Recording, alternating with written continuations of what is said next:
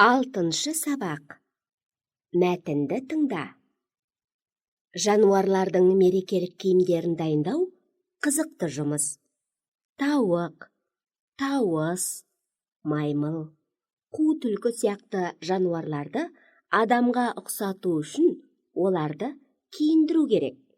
Егер олардың өз бейнесін нақты көрсетсек, мерекелік костюм қызықты болып шықпайды. Сондықтан костюм жануарлардың өзіндік ерекшеліктерін көрсететіндей болуы қажет. Оқушылар, тыңдалған мәтін не туралы болды? Түсінгеніңді анаңа әңгімелеп бер. Есіңе сақта, дыбыстарына аяқталған сөздерге у дыбысы қосылса, және дыбыстары түсіп қалады. Мысалы, тасы, тасу, оқы, оқу, торы, тору.